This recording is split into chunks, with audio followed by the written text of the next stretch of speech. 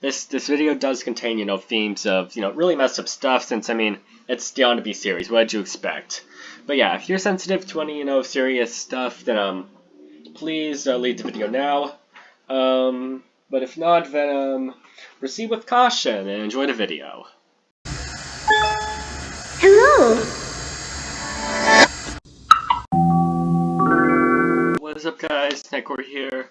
And today we're going to be talking about a series that I've actually been, meaning to talk about for a while now. It's called the Onibi series, and it's created by this dude MasaWorks. And since MasaWorks is, known to take down literally anything that includes his content in it, I'm just basically going to be showing, my little room here for the entire time. I might put in some background music during editing, maybe not, but yeah, without further ado, let's get into this. So, I'm basically going to be reading, literally everything off of the MasaWorks design wiki. So, I might put in some, original wording here or there, maybe. But for now, it is basically just going to be it. So, first up, some background info. So, the Onibi series, also known as the Foxes and the Demons story, begins in a place called Castletown, and mainly focuses on the Shishikusa clan, who live in the middle of town. Consisting of Ryo Shishikusa, a maiden named Onizuka, Mai Shishikusa, her daughter, Tomonari Shishikusa, Ryo's husband and Mai's father, Shizune Shishikusa, their adopted daughter, Daji, their bodyguard, and other clan members. There's also, quickly want to say this, but Ryo also has a sister. I don't know why it's not listed here in the members of the Shishikusa clan. Anyways, the basement of the family holds ceremonies and performances where the Shishikusa clan makes the most of their money. One day, Tomonari tells Ryo they need to do something more entertaining for their audience, as the demos, who are like the political figures, are bored of just acting. They suggest the kidnapping and murder of a girl in front of an audience, in which Ryo promptly slaps Tomonari like a G to try to knock some sense into him, but after failing to convince him not to go with their plan, she reluctantly agrees. A girl with long white hair is captured and brought to the Shishikusa's representatives. They tie her up, lock her in the basement, and put a bag over her head. When this girl was captured, strange incidents occurred in Castletown. On the day of her dissection, she is sent from an audience. The bag from her head is removed, and it's revealed that this girl is Akari Oborozuka, who comes from the Oborozuka clan, which is a clan that had previously made contracts with gods, resulting in most of the family being born with disabilities and/or powers. Akari came to be without disabilities, thankfully, but was born with strange white hair, which turns red when she feels significantly stressed or angry. Her eyes also glow red when this happens. The executioner drops this blade and starts to violently convulse until he collapses and dies on the spot. Other strange occurrences happen, and Ryo has had enough. She pulls out her demon blade and attacks Akari, causing her intestines to splatter about. Akari curses at Ryo, beginning to cry and impersonating Mai as she weeps and screams in pain, telling her that it hurts. Ryo doesn't give in and stabs her a second time. When Akari stops moving, Ryo turns to the audience, spreads her bloodied hands, and begins to laugh. Before Akari dies, she curses Ryo's family with the abnormality of eating people that will continue for 100 years to come. When Akari is announced dead, they bury her in a shrine on the outskirts of Castletown, leaving the Shishikusas with this curse. Sometime after Akari's death, Mai is kidnapped by a strange man with snake eyes, as she describes him, who remains nameless, though fans call him Kaneshiro. And Kaneshiro, I'm pretty sure, is, Kaneshiro Oborozuka is Akari's brother, by the way. As revenge for the death of his sister, he captures the one thing that was most precious to Ryo, her only biological daughter. When Mai looks him in the eyes after he has brought in the human parts, her body begins to move on its own as she is forced to eat them. After her stomach keeps bringing the parts back up, she eventually eats it all without hesitation, screaming about how delicious it is, leaving Kaneshiro in partial confusion as to why Mai is eating the human flesh so reluctantly. I don't know, maybe a curse? Eventually, Kaneshiro leaves Mai near the outskirts of Castletown, and she is found barely conscious the next morning. As she is brought home, the only word she utters is eat. Next, we skip over to Mai's 18th birthday, where her cousin Kaori visits her along with many of her relatives. Kaori Borozuka is referred to as a demon child. one who, after many miscarriages from Leo's sister, was successfully born. It's stated that animals are Kaori's only friends, but it is also said that she kills and consumes raw animals as well. During this party, a relative of the Shishikusas goes missing. Mai is nowhere to be seen. Rio finds her, and Mai tells her that her mother was in the bathroom, leaving Rio Mai to immediately see through her lie. Apparently, blood has also been found in her room while she is gone. Her parents become concerned and decide to talk to Mai privately about it. When Rio asks Mai why she has been lying to her, Mai stays quiet. Eventually, she confesses to eating the person who had gone missing. She then proceeds to lunge at her father and bite him in the neck, eating and chomping at it. Then, Mai turns to Rio and chomps at her neck as well, eating her own mother. Mai then eats the rest of her parents' corpses. From Rio's point of view, she says that for a split second, she saw innocence and joy in Mai's eyes. Then her vision went blank, and her body felt light.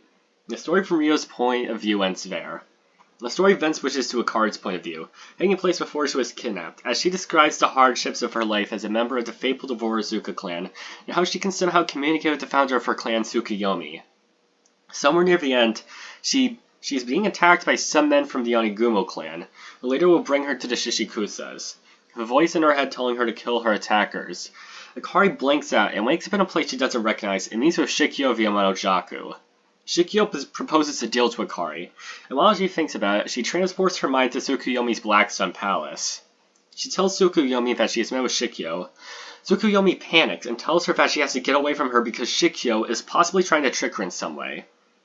And yeah, that's it for, for the story up to here. The story hasn't concluded yet, but, yeah, Masa has, kind of abandoned it.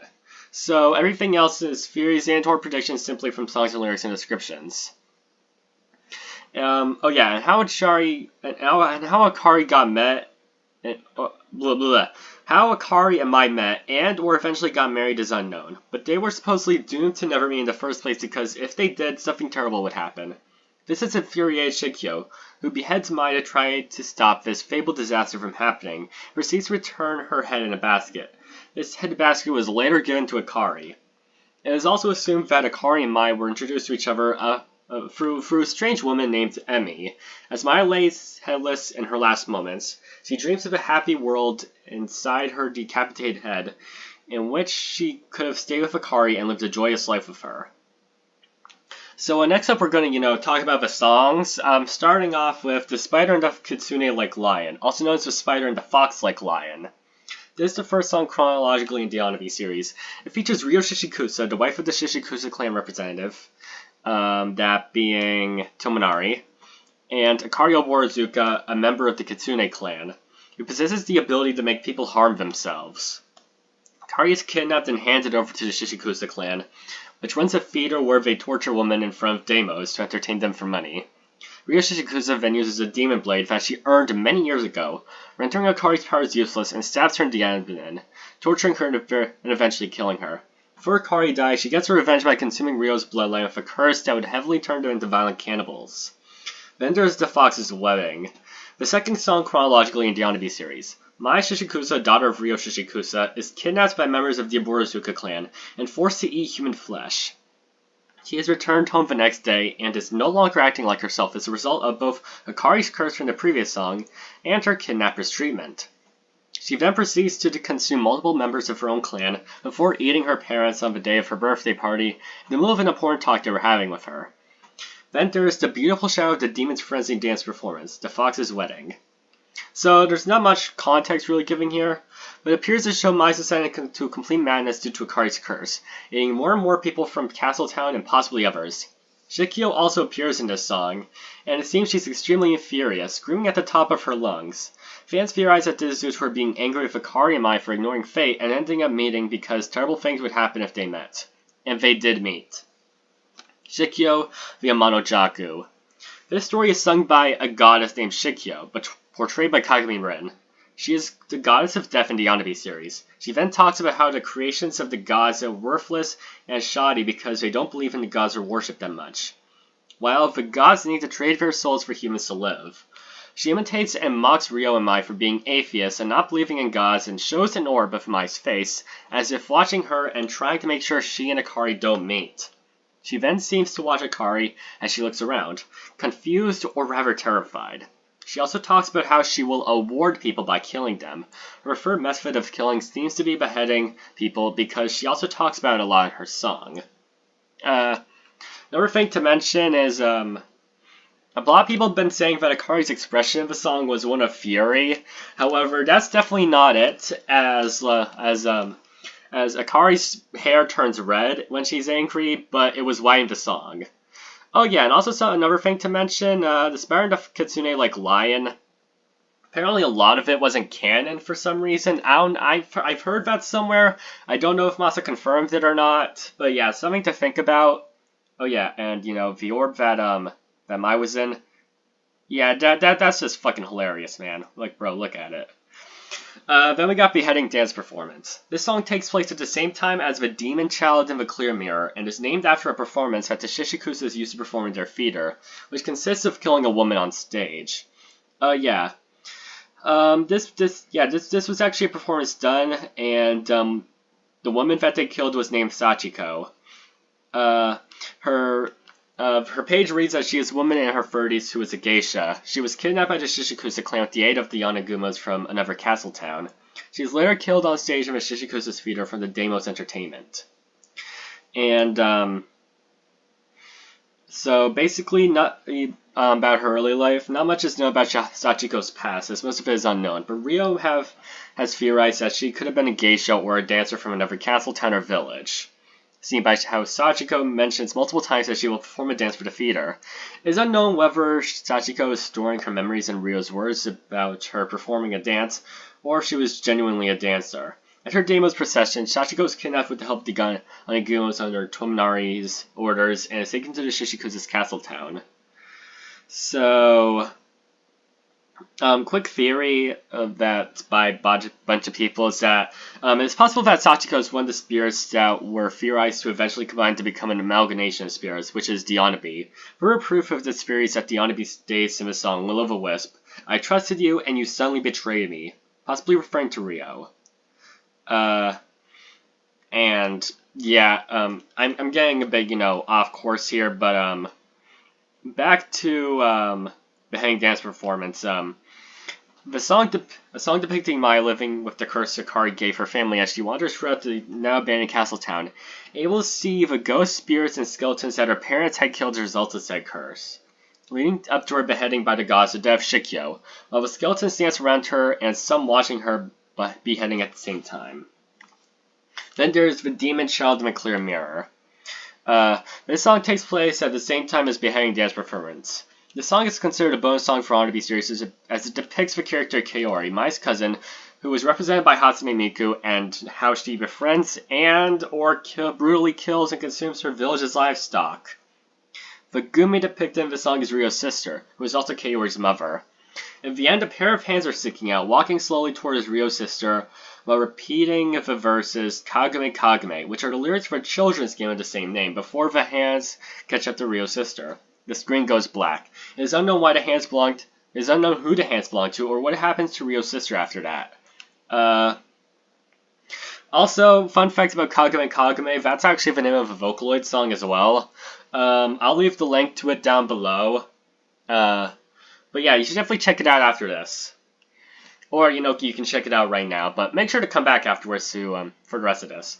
Next up, we have Star Lily Dance Performance. The song is named after a performance that the Shishikusas used to have in their theater, which consists of women and geisha acting. It is one of the performances that the Deimos got bored of. And honestly, fuck those Deimos, man. Star Lily Dance Performance is great. The song depicts a dream by Mai in which she lives with Akari in peace, as they live their lives out happily without any suffering or curses. Now, note that this happens as Mai is actually getting decapitated and slowly dying due to her beheading by Shikyo. Yep, this is a great series. No, seriously, it is a great series, but that's just fucking disturbing. Next up, we have Will of a Wisp. It is known that this song takes place 100 years after the Onibi series. The only evidence of it being connected to the series is the appearance of the Onibi in the song. The song depicts a living doll wanting to kill its owner, who is also its murderer and tormentor. The identity of the mysterious Miku is unknown, although she is referred to as the doll. At the end of the song, the doll is inside its owner's closet, waiting for its owner to fall asleep while wondering how to kill them. Then, when the doll's owner finally falls asleep, the doll needs to get its revenge, cutting off different parts of its owner's body before hiding their bloody parts in the closet, hiding most of the evidence. Then finally, we have Demon's March. This song is not connected to the series. However, it does feature Maya with her head sewn into her body, and Akari wearing a cracked golden fox mask and a traditional Japanese wedding attire. Contrary to popular belief, this song is canon to the series, as Masa stated, the story of what happens afterwards and that's the destination of the dead. Wow. That's a lot. So next up on the page we got theories. I already talked about the theories of Sachiko, now we're going to talk about the theories of literally everything else. So the section will only include theories about songs that have not been explained in Masa's blog yet. For theories about specific characters, check out the pages here. No, thank you. So anyways, will be mentioned below are all theories and assumptions going from lore tweets and song lyrics and no canon unless confirmed by Masa. Alright, so next up we got theories on Beheading Dance Performance. This song takes place at the same time as the Demon Child in the Clear Mirror. So, after Mai's frenzy state and her devouring many people in her clan as a result of Akari's curse, it seems as if she's finally calmed down. She then begins to see skeletons surrounding her as she walks through the now empty castle town. The reason for this is Shikyo herself, as she created a world for the dead. The skeletons could possibly be the spirits of her victims, or those who were killed at the hands of the Shishikusas. Either way, they both lead to the same conclusion. These skeletons are the embodiment of vengeful spirits who refuse to move on and are tormenting Mai, either for her part in their suffering or because of her mother's and father's actions. They begin to dance and sing, repeating kakakakako, something like that, which is the word for mosquito head, and begin describing how Shikyo will return for the head basket of those who were beheaded, while also talking about the village. That is most likely referring to the story of a book which Ryo read, which goes as follows. There is a village whose inhabitants were atheists. The narrator of the book states that after he saw Shikyo, mysterious incidents of cannibalism began occurring in his village. Then, he mentioned how the incidents had finally gone to one of his friends, and that when his friend's wife came to him at night, he slept with her. When he woke up in the morning, he discovered that he ate her. The story remains incomplete as Ryo closed the book out of disgust, but it is said that the village ended up cannibalizing itself. Good thing I'm not an atheist, guys. Hail Satan and all of that shit. The skeletons could possibly be mocking this village and displaying Shikyo's immense power, as this incident was caused by her. Next, Mai begins talking about a lively place where money takes away all the pain. She could possibly be referring to her kidnapping and time with Kaneshiro, or her family's feeder. The skeletons then finally begin the beheading dance performance. The Shishikusa feeder, dancing around Mai, which is most likely an order from Shikyo with Akari present to witness Mai's beheading. Towards the end of the song, Shikyo proceeds to behead Mai. The method of her beheading is unknown, but it could be a guillotine or a sharp object. Then Mai is shown holding her bleeding head as a skull is formed on it, possibly taking the place of the Onibi, portrayed by two red eyes above. This could be alluring to the fact that Mai is finally feeling the Onibi's suffering. In the end, Mai's head is put in a basket and returned to Akari. It is possible that after that, Akari began looking for Mai's body, as shown by her asking a weeping cat where it's buried. The reason why Akari will look for it is unknown, but it's possible that she was looking to sew Mai's head onto her body to attempt to bring her back to life in a way. How cute. Next up, we got theories for the Demon Child in the Clear Mirror. So, concerning Kaori's father, it is possible that a servant who served Ryo's sister or others, named Sukawa, impregnated her. This name was mentioned in the song, however it is not known whether it's a person's name or a grammatical error. From the beginning, Kaori's birth is a strange phenomenon, as Ryo's sister was an alcoholic who miscarried many times. But a theory can possibly explain it. A mirror is mentioned a lot in the song, so we can assume that Ryo's sister owns a mirror in her room or household. Now, I'm kind of tired of calling Ryo's sister, Ryo's sister, so let's call her Ryari. So this is further alluding To end the song, the beautiful shadow of the demon's frenzied dance performs the fox's wedding. As Mai mentions, a pregnant woman scrubbing at her stomach while looking in a mirror. There's a catch. And the mirror contained a demon, and having witnessed Riari's many miscarriages, it decided to one day appear before her and aid her. In the dead of night, Riari was looking at the mirror while scrubbing her stomach, wondering if she would miscarry the baby in her womb again, until the demon appeared and offered her the deal. The deal was that the baby in her womb would be born, but it would come at a price. The child would be a demon child, meaning that they would have to feed off, kill, and terrorize, in this case, animals. It's possible that the deal included animals because Riari lived on a farm or near one. It is proven by the existence of livestock and animals near her and Kaori, mentioning in the song that she is holding a weapon that has a crescent moon shape, describing a sickle or a scythe, both of which are farming tools. Riari accepted the deal, and Kaori was born without any issues. But she reached 10 years of age. But as she reached 10 years of age, Kaori began killing and eating animals. The method that Kaori used to befriend animals could have been by luring them with a small drum in hand, as mentioned in the song, before killing them using a sickle or a scythe. Then she proceeded to eat them, telling herself she will do the same tomorrow, as part of the demon's deal.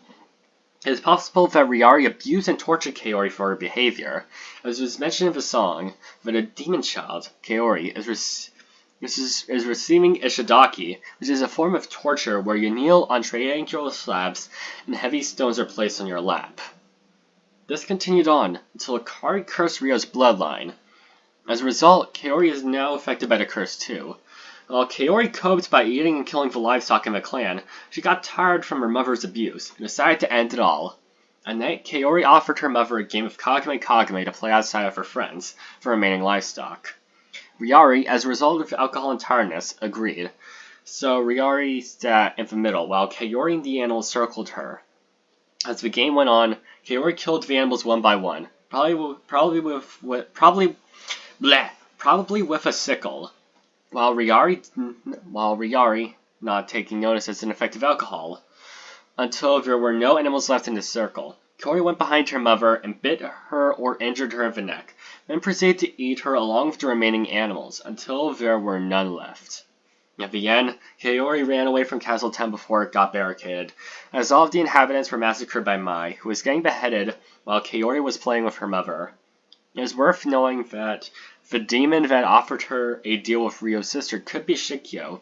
She was mentioned in the adult version of the song, and was seen watching Kaori in her main song. By the way, the adult version is, I'm pretty sure, it's an album. Next up, we got Will-O-the-Wisp. 100 years after Mai's beheading and the Castletown massacre, which only Kaori survived, Akari has been confirmed to have been sealed in her clan's altar, the same one Tsukuyomi was trapped in. Shikyo just continued on with her evil, godly doings. Whereas Emi's fate hasn't been confirmed, one can assume she is alive since she appeared in the Star Lily dance performance remix. So apparently the remix and other album versions, have more info or something, I guess. There's also the vengeful spirit of the Onibi. We don't know what it is, or who she is exactly. There is a common theory that the Onibi is an amalgamation made of spirits of the victims who have suffered under the hands of the Shishikusas. Mostly Ryu. And it has been said in one theory that I've already read that one of the spirits in the amalgamation could be Sachiko. The amphitheater being killed and sold only for entertainment. They then awaken when Akari curses Ryo, most likely as a result of her immense powers. After that, they begin seeking revenge from Ryo and her daughter Mai for the parts in their suffering. Then there's the mysterious Gumi, a descendant of Kaori, and she is affected by Akari's curse. There's the mysterious Miku doll, and she is really confusing, but it's the fact that she has a relation to Emi specifically, as they look similar, with quotations. Emi was a doll maker, but there's a theory that expands on this. She makes dolls, sure, but these dolls possess spirits or yokais, so they are essentially a living being. So Emi makes a doll, which is the mysterious Miku, but she somehow manages to make the Onibi possess this doll, and she takes it as some sort of vessel. The reason why is because of Emi herself, as she has been given to the name of Senju Kanon, a goddess of mercy whose sole drive was to allow souls to escape from mental suffering. And it could have possibly been described this way, because she made Vidal specifically to try to relieve the Onibi suffering, the torturing of Ishikusa's feeder.